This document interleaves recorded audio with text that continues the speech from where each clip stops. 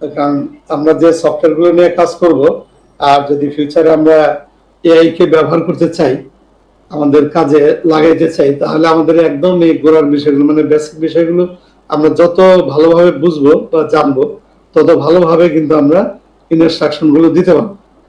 বুঝতে পারছেন? এই জন্য আমাদের এই যে ওয়েবিনার, 2 মাস ব্যাপী যে ওয়েবিনার, এটার মূল লক্ষ্য হচ্ছে যে প্রত্যেকটা আমরা যে কাজগুলো করি, অলরেডি আপনারা অনেকেই অ্যানিমেশন করছেন বা মডেলিং করছেন, টেকচারিং করছেন, যা যা আমরা করছি, এই বিষয়গুলোর আরো একদম খুঁটিনাটি মানে একদম বেসিক জিনিস, যে গোড়ার জিনিসগুলো, যাতে কোনো কনফিউশন না থাকে। এটা তো বুঝেন, আপনি একটা জিনিস যত মানে ফাউন্ডেশনটা আপনার যত মজবুত হবে, তত কিন্তু এই বিষয়টা আপনি ভালো মতো আয়ত্ত করতে পারবেন এবং এটা নিয়ে আগাইতে পারবেন। তো সেই জন্যই আমাদের এই চেষ্টা। ধরেন এইখানটায় একটা বল আছে,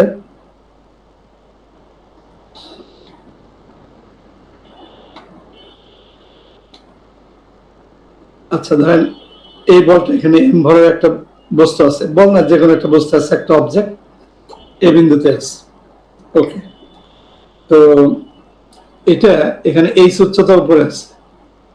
এই জায়গাটায় এখানে অনেকগুলো ব্যাপার কিন্তু আছে, যেমন এই জায়গাটায় ওর গতি আসলে শূন্য থাকে, কারণ যখন একটা বস্তু উপরে আমি ধরে রাখছি, উপরে ধরে ছেড়ে দিলাম, কিন্তু আমি যখন ছাড়ি নেই, আমি উপরে ধরে রাখছি, তার মানে এই জায়গাটায় কিন্তু এটার ভেলোসিটি এখন 0।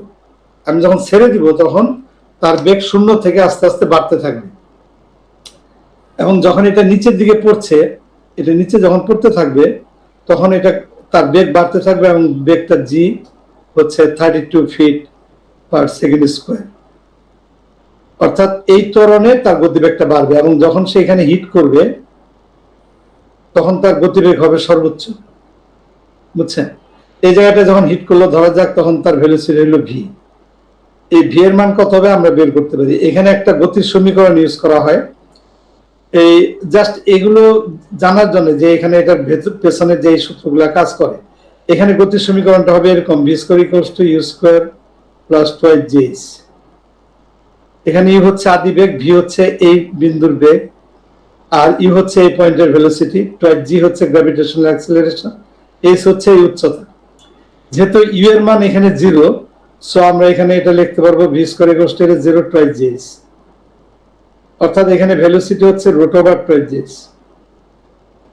মানে এটা যখন নাকি এখানে হিট করবে, তখন তার বেগ হবে সর্বোচ্চ, হাইয়েস্ট ভেলোসিটি, হাইয়েস্ট। এখানে বেগ বাড়তে বাড়তে বাড়তে বাড়তে এখানে সর্বোচ্চ গতিতে আঘাত করবে। এখানে আঘাত করার পরে হবে কি, এই বস্তুটা যখন এখানে আঘাত করলো, এখানে তার একটা শক্তি থাকে। আবার এই বস্তুটা যখন আমরা উপরে উঠাই, তখন এটা উপরে উঠাইতে গেলে তো একটা শক্তি খরচ হয়, তাই না? এই যে আমি এই রুবিক্স কিউবটাকে উপরে তুললাম, এটা তুলতে গিয়ে তো আমার একটা শক্তি খরচ হলো। ওই শক্তিটা কিন্তু এটার মধ্যে পটেনশিয়াল এনার্জি হিসেবে এখানে মজুদ থাকে।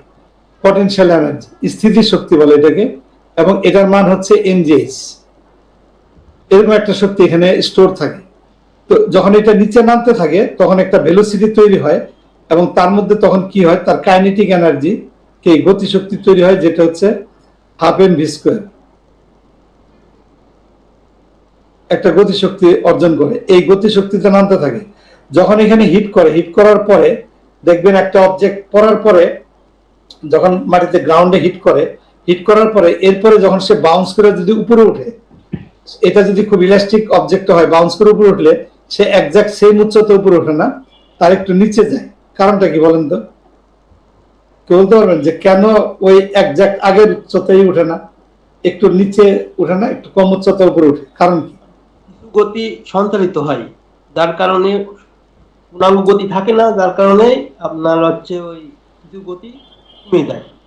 না, এই যে গতি শক্তিটা আছে না, এটা যখন নাকি এখানে হিট করে, হিট করলে পরে এই গতি শক্তির কিছু অংশ শব্দ শক্তিতে রূপান্তরিত হয়ে যায়। আর শক্তির কিন্তু according to the physics law, energy মানে ডিস্ট্রয় হয় না, বুঝছেন, রূপান্তর হয়। শক্তির ধ্বংস নয়, রূপান্তর আছে। তো এখানে এই যে পটেনশিয়াল এনার্জি, যেটা পরবর্তীতে কাইনেটিক এনার্জি হিসেবে বাড়তে থাকে, পটেনশিয়াল এনার্জি কমতে থাকে, কমতে কমতে এখানে পটেনশিয়াল এনার্জি 0, পি এখানে 0, কে এখানে মানে কাইনেটিক এনার্জি এখানে হাইয়েস্ট। কিন্তু এখানে হিট করার পরে সে কিছু এনার্জি সে শব্দ শক্তিতে রূপান্তর করে ফেলে। এবং কিছু তাপও হইতে পারে, অনেক উপর থেকে শক্ত কিছু পড়লে কিছু আলো শক্তিও তৈরি হইতে পারে। মানে শব্দ, আলো, তাপ এই বিভিন্ন প্রক্রিয়ায় সে তার কিছু এনার্জি লস করে ফেলে।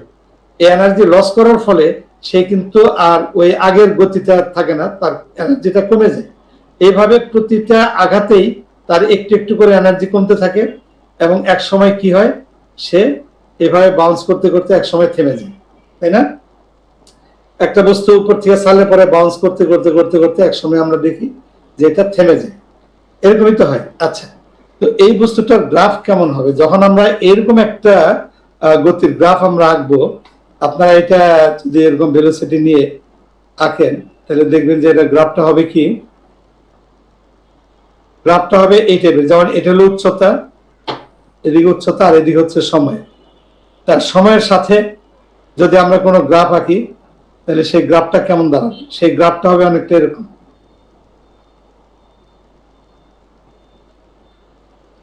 এই টাইপের, বুঝছেন? এরকম একটা গ্রাফ হবে। মানে এখান থেকে সে যখন তার বেগ বাড়তে বাড়তে এখানে যে ত্বরণে হিট করবে, তারপর আবার উপর দিকে উঠবে, ওইটা এখানে বেগ শূন্য হয়ে যাবে, মন্দন, আবার পড়তে পড়তে বেগ বাড়বে, আবার উপরে উঠবে, শূন্য হবে, বাড়বে, শূন্য হবে, এক সময় সে থেমে যাবে। এই ধরনের একটা গ্রাফ। এখন আমরা এটা দেখব যে আমরা ঠিক এই কাজটা যদি করি তাহলে আমাদের কি এরকমই একটা গ্রাফ তৈরি করে কিনা আমাদের সফটওয়্যার। যদি সফটওয়্যার এই গ্রাফটা তৈরি করে তাহলে সেটা আমরা কি করে কারেকশন করব? এটা যেমনটা শুভ দেখাইছিল, আমি ওই জিনিসটাই আবার এই গ্রাফের মাধ্যমে আমরা একটু বোঝার চেষ্টা করব।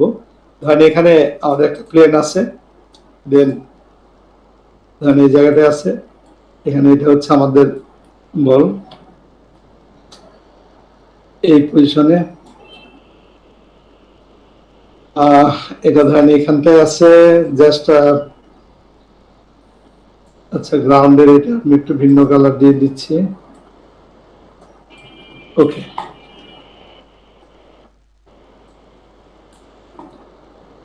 এই বলটা এখানে আছে, এটা হলো 30 ফ্রেমে বা ওকে 30 ফ্রেমে এখানটায় আছে।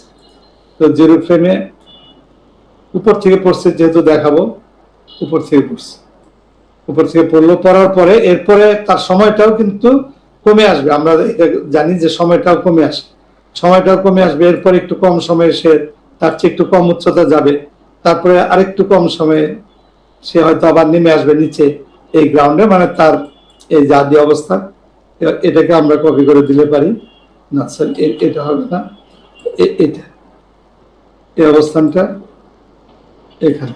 আচ্ছা, তারপরে আবার সে একটু উচ্চতা উপরে উঠবে, দেন এটা যেহেতু তার গ্রাউন্ড পজিশন, এই থেমে গেল। তো অনেকটা বিষয়টা কি দাঁড়াবে জিনিসটা এরকম। কিন্তু এটা দেখে দেখেন মনে হচ্ছে যে ও নিজে নিজে ওঠানামা করতেছে। মানে এটা যে গ্র্যাভিটির আন্ডারে পড়ছে সেটা বোঝা যাচ্ছে না। এটা বোঝা না যাওয়ার কারণ হচ্ছে ও যে গ্রাফটা তৈরি করেছে সেই গ্রাফটার মধ্যে ত্রুটি আছে, বুঝছেন? এখন আমি যদি এইভাবে একটা বল বাউন্সের অ্যানিমেশন করি তাহলে এই অ্যানিমেশনটা কিন্তু সঠিক হবে না। এটার মধ্যে একটা ভুল আছে, ঠিক না? বুঝা যাচ্ছে যে এটাতে একটা ভুল আছে, যে মানে এটা মনে হচ্ছে না যে নিজে নিজে ওঠানামা করতেছে, বলটা, তাই না? বাউন্স করছে না কিন্তু, বুঝতে পারছেন? হুম, মনি কি মনি না? হ্যাঁ, দেখেন তো এটা বোঝা যাচ্ছে কিনা। এটা কি মানে বাউন্স করছে এরকম মনে হচ্ছে কি? হুম, হ্যালো, কে একজন বলেন, আমি বুঝতেছি না, আপনারা বুঝতে পারছেন? কে বলবেন? না স্যার, রিয়েল লাগছে না স্যার, বাউন্সটা রিয়েল লাগছে। হ্যাঁ, মনে হচ্ছে যে জোর করে বাউন্স করানো হচ্ছে। মানে ও নিজে নিজে ওঠানামা করতেছে, বুঝছেন? এখন এটার কারণটা কি আমরা এখন এটা চেক করবো, দেখেন তাহলে বুঝতে পারবেন। এটা এখন সিলেক্ট করে আমরা রাইট বাটন ক্লিক করে কার্ভ এডিটরে যাব। কার্ভ এডিটরে গেলে দেখেন ও কিন্তু ঠিকই এরকম একটা গ্রাফ তৈরি করছে, বুঝছেন? বাট গ্রাফের মধ্যে কি কোনো সমস্যা দেখতে পাচ্ছেন? গ্রাফটা হওয়ার কথা ছিল এই টাইপের, রাইট? কিন্তু ও যে গ্রাফটা তৈরি করেছে সেই গ্রাফটা হচ্ছে এরকম, তাই না? এই যে এই টাইপের, মানে এখানটা এরকম হয়েছে, বুঝছেন? আসলে এখানে হওয়ার কথা এমন, হ্যাঁ, এই যে তরণ মন্দন এই টাইপের হবে, না হয়ে এটা স্লো ইন স্লো আউট, ওই যে বাই ডিফল্ট যে স্লো ইন স্লো আউট, সেই স্লো ইন স্লো আউটটা তৈরি করছে। তাহলে আমাদের এটা ঠিক করার জন্য কি করতে হবে, ওর এই গ্রাফটা ঠিক করতে হবে, এই যে গ্রাফের এই জায়গাগুলো, এগুলো আমাদের ঠিক করতে হবে, বুঝছেন? এটা এটা একটু উপরে কেন, কারণ এটা ওর যে পিভট পয়েন্টটা একটু উপরে, সেই জন্য বড় এরকম আছে, এই পিভট পয়েন্ট এখানে। তো এই জায়গাটা দেখেন, এখানে যখন সে হিট করবে, এটা তো তার গ্রাউন্ডের পজিশন, রাইট?